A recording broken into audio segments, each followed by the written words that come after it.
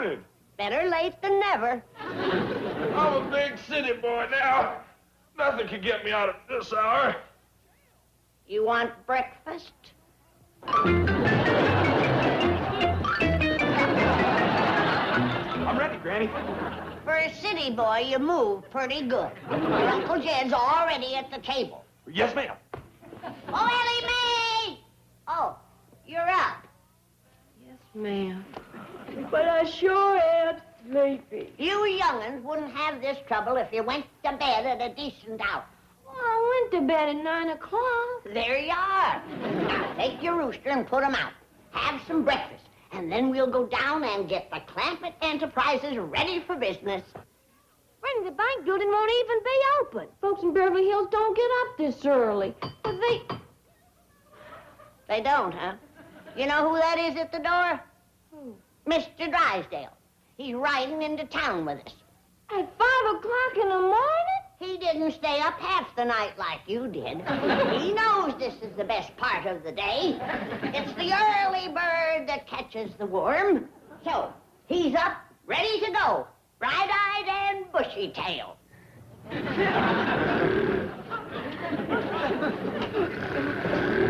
Mr. Drysdale. Where am I? What happened? Granny, you called me. What's the trouble? No trouble. We need you to open up the bank building so we can go to work. It's 5 o'clock. The stars are out. The moon is shining. It does make you feel good, don't it? Jed always says up at 5, you're sure to thrive. Wait till 6, you're in a fix. What kind of a day is it going to be? Rotten. I best go check the weather signs. Well, doggy, Mr. Drysdale. Why, you're the first city fella I ever seen with gumption enough to get going before sunup. Well, I always say up at 5, you're sure to thrive. Wait till 6, you're in a fix. That's what I always say. We're kindred spirits, Mr. Clampett. You're wrong, Mr. Drysdale. It's going to be a fine day. Good. Have you had your breakfast? Granny, you know he's had breakfast. Well, this man keeps country hours. How about some coffee? Well, fine, I'd love it. You still got on your night clothes. What? Oh. You see, I didn't want to turn on the lights and wake my wife. I reckon you beat her up regular. No, but it's a great idea. Oh, you mean get up ahead of her. Well, let's go have that coffee. You go right ahead. We'll be right with you. Oh, thank you.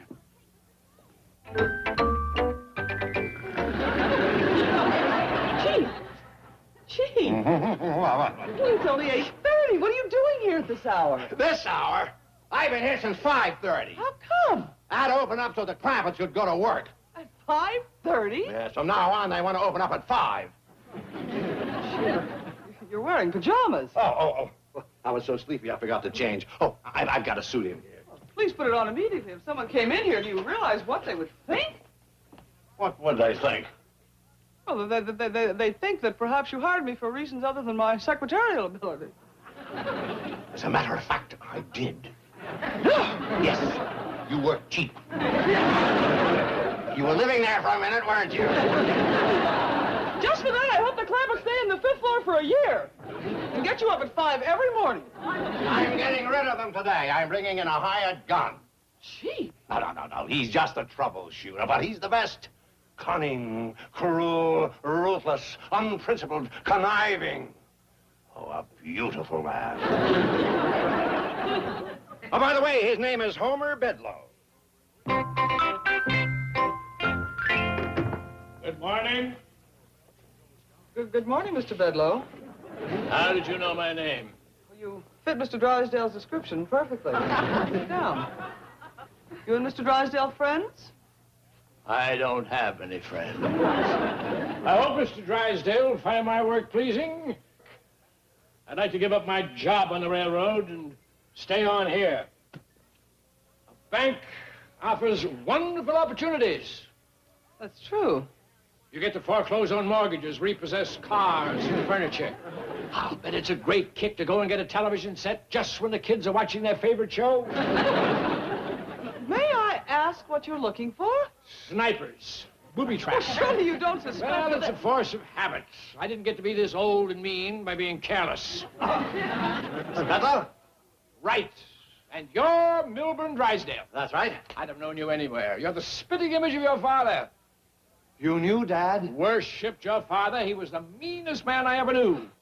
Oh, Dad would have loved hearing you say that. Excuse me, Chief. Your father would have loved being called mean? But you never met the old gentleman, did you? No, he was gone when I started working here. Well, I'll see if I can find a picture of him. You know, my first job was working as an office boy for your father. Really? Oh, I'm surprised he ever let you get away. You and Dad must have been two of a kind. Well, of course, that was 50 years ago. I was a dumb kid, had no sense of values. I goofed, and he fired me. What did you do? He was flogging a debtor, and I went to her defense. Her defense? He was striking a woman? That was the wonderful thing about Mr. Drysdale's father. He never discriminated. Ah! Here we are. I thought I had a picture of him around. That's my dad. What a man. It was a privilege to have worked for him. You know, I was with him the day he foreclosed on the old soldier's home. Really? Gee, I envy you. He had a pile of canes and trusses and ear trumpets as high as that desk. Cleaned them out. There were giants in those days.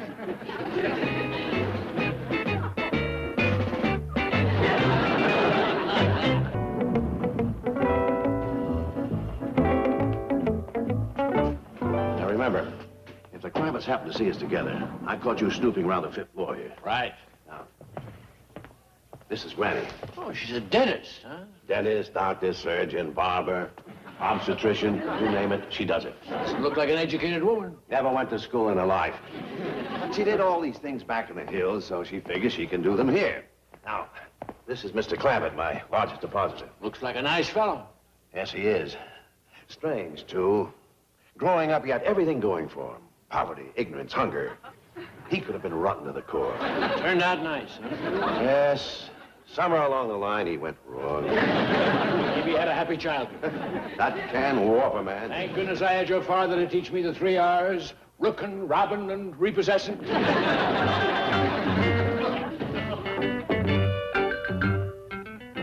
Mr. Clampett. You heard me, Bedlow. I said Jed Clampett is my friend, and you leave him alone. And stop bothering Granny and all the Clampetts. Now get out of this building before I flatten you. Strike a man with glasses, you can go to jail. I'd go to prison for Jed Clampett. I'd hang for Jed Clampett. I'd face a firing squad for Jed Clampett. For Jed Clampett is a prince among men. He is my friend. Mr. Drysdale. Stay out of this, fella. Oh, Mr. Clampett. Gee, I hope you didn't hear what I said. Oh, yeah, I did. Oh, I'm so ashamed I lost my temper. But I mean it, Bedlow. You get out of this building and stop bothering the Clampetts. He ain't bothering us. I headed him off. Now get out of here. And don't come back. You haven't seen the last of me, Drysdale. I've got City Hall on my side. And the Clampetts have me on their side. I want these people out of this building. Over my dead body. Where's that fella want us out of the building? Oh, he's just one of those officious meddlers. He claims that Granny doesn't have a medical school diploma or even a license to practice medicine. As a matter of fact, I don't believe she does. You know, he even had the nerve to ask me if you belong to the Teeth Whittlers Union or the Harness Menders Guild. Oh, I never knew there was such thing. Well, just ignore him. He's nothing but a nitpicker, a busybody. Well, and I best not put up Jethro's picture and sign. Don't tell me he's going to be an agent again. Oh, he ain't aiming that high. He's lowered his sights considerable. He's going to be just a psychiatrist. Psychiatrist? Boy claims he looked up the spelling. Also, fish clean. Well, that was my idea. Jethro's uncommon good at it. And it seems to me the two just kind of goes together. Psychiatry and fish cleaning? Yeah, he says that psychiatry is just listening to the folks talk. He can sure skin a catfish while he's doing that. I'd best leave it down. No. Put it up. No one's going to push my friends around. Oh, Mr. Drysdale, I was just coming down to your office to get you. Let's go try on this upper plate that Jed whittled for you. Granny, I'm awfully busy. That's true, Granny. This man's been fighting our battles for us. What battles? There's some fella from City Hall here threatening to turn us out of the building. How come? Well, for one thing, he claims you don't have the proper medical education. Me? weren't doctoring from John Hopkins?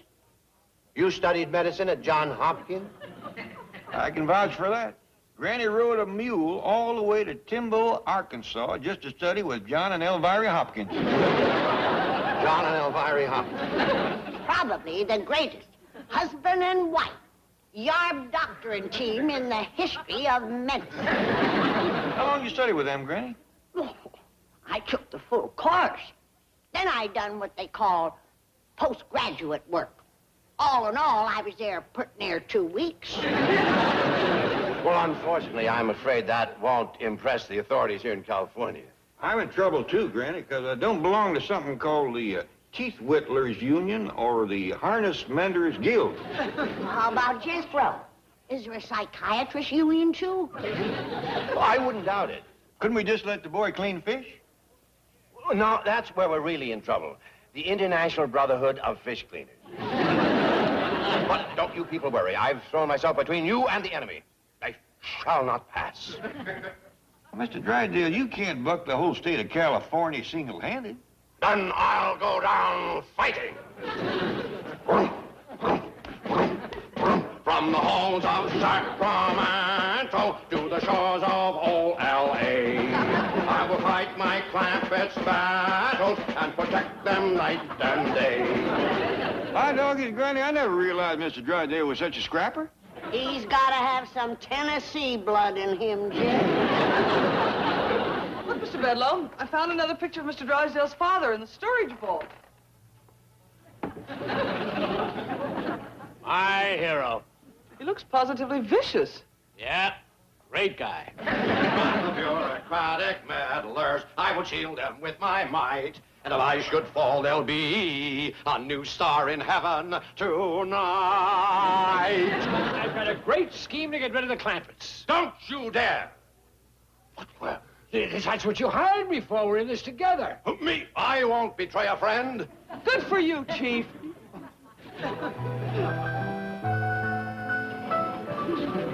Oh, Dad, forgive me. I had a nice thought. I didn't mean it. Don't beat me, please. Chief, your father can't beat you. He's dead and gone. Oh, no, not Dad. If he couldn't take it with him, he didn't go. Well, you're thinking straight now. But why can't I be the man my dad was? He was perfect. Mean all the time. Now that you've come to your senses, we can put my scheme into action. Is it a scheme my dad would have liked? I call it Operation Rotten. Great. Now get up and win this one for the old jipper. Well, just a minute. You're in this, too. You've got a part to play. I have? Sure. I'm the bad guy, and you're the good guy. You got a white hat? Well, I can get one. Good. Now, my scheme is I'll go up to the Clampetts and give... Is she to be trusted? No. He's honest, kind, and generous. Please don't use that kind of language in front of your father. Yeah, well, tell me about it. Yeah. Right. Oh, put Dad's picture up. It'll serve as an inspiration for me. A shrine. How about some fresh flowers in front of it? That's a good idea. See if you can get some deadly nightshade and hemlock. Those were his favorites.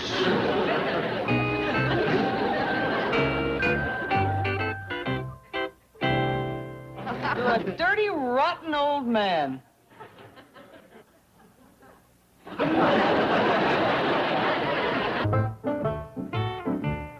Well, Mr. Cratchit, how's Granny's hair poultice working?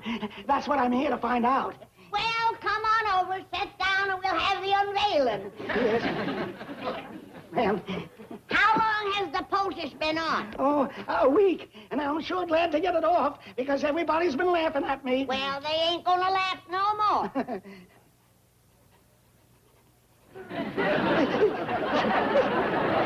Is that hair? It ain't more. It come in red. Really? I had red hair when I was a boy. They used to call me Brick. Take a look. It's true. I'm young. I'm handsome. You sure enough are. It'll look much better when I pomade it and comb it. No, I like it this way. Wild and untamed. It's the real me. Here, behave yourself. Mothers, hide your daughters. Brick, Cratchits. It lives and is on the loose in Beverly Hills. Really, honey? Run fetch Jethro. I think this fella needs psychiatry. Wait a minute, Blondie. Let's go out tonight and live it up. Jed, I think he left the polders on too long. It's drawn up some ideas along with his hair. He can handle the hair all right, but I ain't so sure about the ideas. Ellie says this little fella needs a head shrinker. Ooh, don't shrink his head. His new hair won't fit him. Come on, I'll cure you. I don't want to be cured. Come over here, Blondie. Now behave yourself. Oh, watch it, fellas. I'm a redhead and I've got a terrible temper.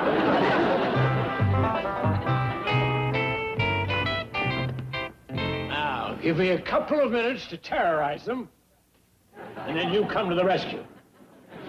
Right. I wish Mr. Drysdale would send up the rest of his employees. Well, don't worry, Granny. If these folks see how you poulticed hair on Mr. Cratchit, they'll come in bunches. Well, whilst we're waiting, sit down and I'll give you Marcel. All right, everybody out. What?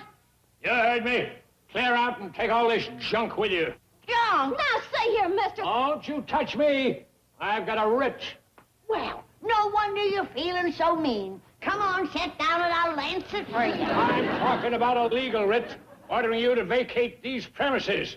And I'm going to serve it on you right now. Hold it right there, Bedlow. Drysdale. You craven coward, threatening a couple of helpless women. Come out and fight like a man. Don't cross me, Drysdale. I've got a legal writ right here. Mess with me, and I'll serve it on you. Come ahead. I've got a writ stopping your writ. We'll see who serves who. Are you calling me out, Drysdale? I'm calling you out, Bedlow. You fool! You haven't got a chance.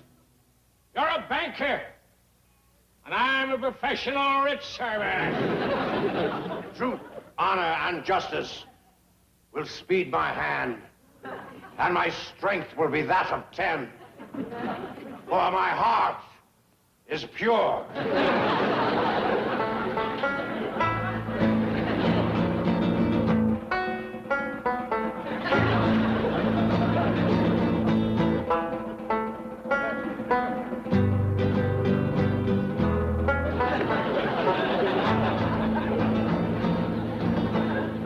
What's going on? They's fixing to draw down on one another, Jed.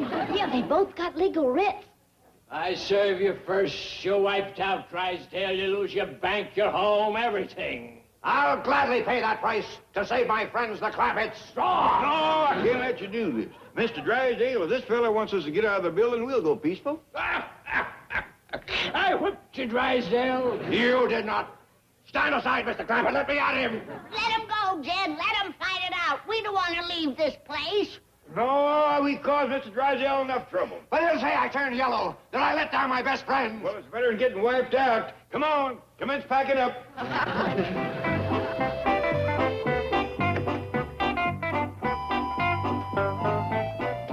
Congratulations, Bedlow. You were terrific.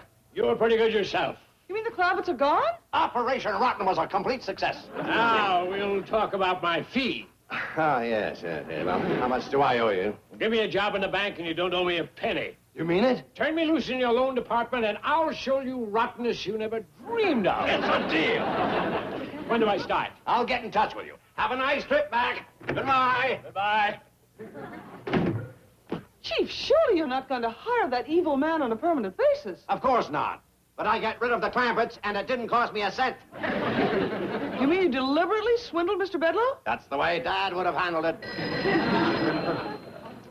Drysdale's office. Oh, yes, Mr. Clappet.